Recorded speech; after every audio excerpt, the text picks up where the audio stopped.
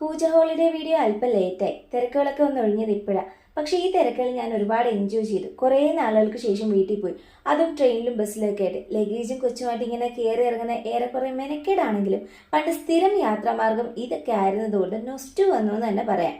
ഇപ്പോഴത്തെ റോഡിന്റെ അവസ്ഥയിൽ ട്രെയിൻ തന്നെയാണ് ബെറ്റർ എന്ന് തന്നെ പറയാം. രാവിലെ തിരുവനന്തപുരത്ത് നിന്ന് ഇറങ്ങി, എന്നിട്ട് ഒരു ഉച്ചയ്ക്ക് വീടെത്തി. ഒരു സമയത്ത് സ്ഥിരം കാഴ്ചകൾ ഇപ്പോൾ വല്ലപ്പോഴും കാണുമ്പോൾ എന്തെന്നില്ലാത്ത ഒരു ഫീലാണ്. പിന്നീട് വൈകിട്ട് പൂജ വെക്കാൻ പോകാനുള്ള ഒരുക്കങ്ങളായിരുന്നു.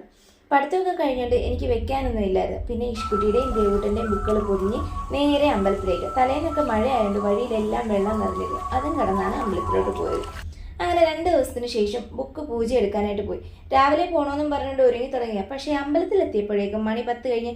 അതങ്ങനെ അതാ 2 പൊടിക്കുപ്പിയും റെഡിയാക്കിക്കൊണ്ട് വേണ്ടേ പോവാൻ. ഞങ്ങൾ ഇറങ്ങുന്നതിന് കുറച്ച് മുമ്പ് വരെയും തെളിഞ്ഞു നിന്ന മാനായിരുന്നു. ഇറങ്ങിയതും മഴ പെയ്ത് തകർത്തു. പിന്നെ കുടയൊക്കെ പിടിച്ചാണ് പോയത്. എന്തായാലും അമ്പലം എത്തിയപ്പോഴേക്കും മഴ മാറി. അകത്ത് കയറി വലം വെച്ച് ബുക്കൊക്കെ തിരിച്ച് മേടിച്ച് സരസ്വതി നടയുടെ മുന്നിൽ മണ്ണിൽ അക്ഷരമൊക്കെ എഴുതി. പിന്നീട് കുറച്ച് സമയം അവിടെ നടന്ന സംഗീത സദസ്സൊക്കെ കണ്ട് കുറച്ച് നേരം അവിടെ ഇരുന്നു. ഇനി എന്നാ ഞാൻ ഇങ്ങോട്ടൊക്കെ തിരിച്ചു വരുന്നതെന്ന് അറിഞ്ഞൂടാ. അപ്പോൾ വരുന്നത് വരെയുള്ള ഓർമ്മകളൊക്കെ അവിടെ ഇരുന്നുണ്ട് വറുത്തിട്ട് തിരിച്ച് വീട്ടിലോട്ട് പോയി. ഇനി വീട്ടിൽ ചെന്നിട്ട് വേണം തിരിച്ച് തിരുവനന്തപുരത്തോട്ട് പോകാനായിട്ട് പാക്ക് ചെയ്യാൻ.